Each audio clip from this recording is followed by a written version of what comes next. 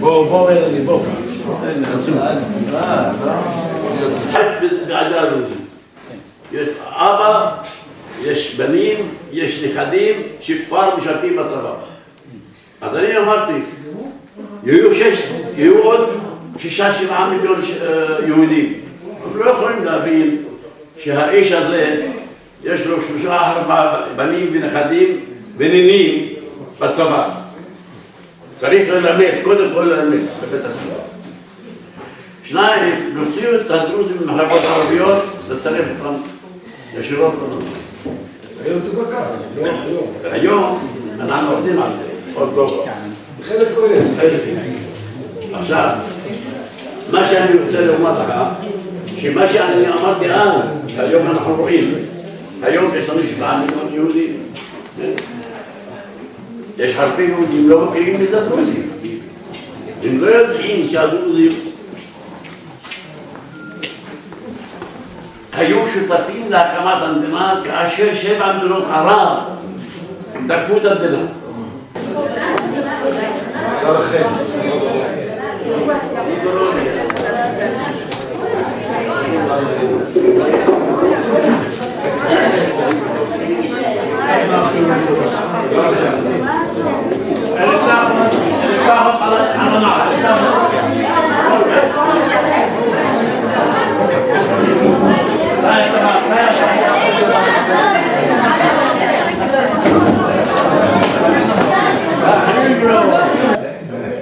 לכן אני מברך אותו שהוא בא מירושלים. הוא עזב את ירושלים ובא כי הוא בקשר הדוק עם החברים. והחברים עוזרים לו הרבה ואני מודה לכם. אתם עושים עבודה טובה לבן העדה, למרות זה שאנחנו חלק בלתי נפרד אחד מהשני, אבל יש עדות. יש עדה פה, עדה שמה, והוא בן העדה ואנחנו שמחים מאוד שהוא בא ומברכים אותו על כך שהוא זכה להיות סגן שר, ואני מקווה שאתה בקדנציה הבאה תהיה שר. אמן. ולכן גם אנחנו נשמע ממנו ברכה, ואחר כך נתחיל בחלוקה, ברשותך. כן. אדוני סגן השר, איוב קרא, בבקשה. المشايخ الأفاضل אדוני כבוד הרב קמניצקי, יושב ראש יד לבנים, מורי ורבי, אמן מסרדי. אני יכול להגיד לו מורי ורבי, היחידי בעדה הדרוזית יכול להיות מורי ורבי, וזו האמת, אני לא מהשפה ולחוץ, כי למדתי ממנו הרבה, אני חושב שמסמל מבחינתי רבות באהבת הארץ, בדרך לאינטגרציה בתוך מדינת ישראל, בכל מה שמשתמע על הקשרים בין יהודים ודרוזים. הקריב רבות ולמדנו ממנו הקרבה, ואני חושב שאתה נמצא בבית שהוא מסמל יותר מאשר כל דבר אחר את הקשר הזה שאנחנו מדברים עליו. כאן נכתבה תקווה שהוא סימבולית למדרגה ראשונה בקשרים הללו, וכאן בעצם התחיל הקשר על הכרמל בין יהודים לדרוזים בעת החדשה. אני לא נכנס לימי בית ראשון ולא בית שני, שלכולם ידוע בני ישראל היו 2000 שנים בתוכם. וגם אם חולקים עליי, זו האמת, ואני אגיד אותה בריש גלי. ורק האמת צריך להגיד ולא לפחד, אנחנו נמצאים במדינת ישראל. אני רוצה לברך את המשפחות השכולות, שבעצם הם מהמשפחה שלנו. אני חלק מהמשפחה. סגן השר, אני אמרתי להם שהמשפחות נקראות משפחות הגבורה, לא משפחות השכול. כי גבורה זה כל יום לחיות רגע, שעה, זה גבורה, גבורה עצומה. החבר'ה שלך לא באו. יגיעו, אני אדבר בינתיים, הם יגיעו, אני אתחיל לדבר. בבקשה. נמצא אבל מתרגם. לא. אבל אני אומר, אנשים אני רוצה שגם תבין. אנשים מבינות גם? כן, כן. בסדר. טוב, אני אדבר לאט. קצת, אני רגיל לדבר מהר, אני אדבר לאט. יש לי את הכבוד והעונג וההתרגשות להיות איתכם פה היום. אם תשאלו אותי מה אני עושה פה, אני לא לבד, צריכים להגיע עוד אנשים, ואני אספר לכם מה אנחנו עושים פה היום.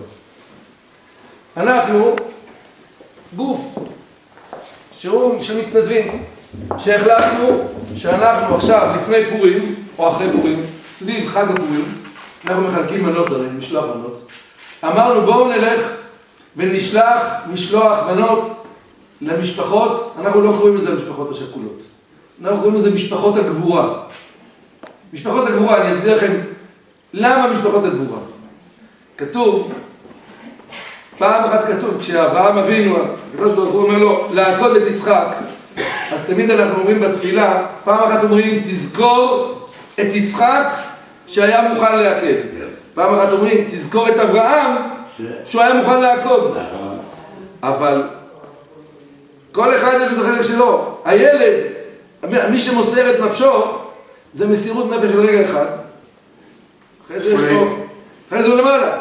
אבל מי שבמשפחה צריך לחיות, אם זה יום יום, רגע, שעה, זה גבורה. יש גבורה של המוות ויש גבורה של החיים. מי שנשאר, בסופו של דבר, צריך מסירות נפש, צריך גבורה עצומה, להמשיך לחיות עם הדבר הזה. וזה לא פחות קשה. זה, לכן אנחנו אומרים, זה לא משפחות השכול, זה משפחות הגבורה, גבורה יומיומית, יום להמשיך לחיות את הדבר הזה. אז מה שאנחנו, זה גוף שמתנדבים, ששייכים לציבור, מי שמכיר, הדתי-לאומי, וגם יש פה ועד מתיישבי גוש קטיף, אלה שגורשו בגוש קטיף. ויש עוד גוף שנקרא להרים את הדגל מחדש, כאילו אחרי הגירוש. ואנחנו החלטנו לעשות משלוח מנות לכמה שיותר משפחות הגבורה ברחבי הארץ. אז בתוך חודש וחצי אספנו 15,000 מתנדבים שהם יצרו קשר עם המשפחות ודיברו איתם לפני כן והלכו למשלוח מנות. אנחנו מקווים שזה יהיה קשר לאורך כל השנה. כי זה דבר של חיים. פתאום באים בני נוער וגדלים על הסיפורים של הנופלים ועל הגבורה שלהם. זה מלמד אותם, זה נותן כוח לשני הצדדים. פתאום רואים שזוכרים, לא רק פה זוכרים, כולם זוכרים, גם אנחנו זוכרים.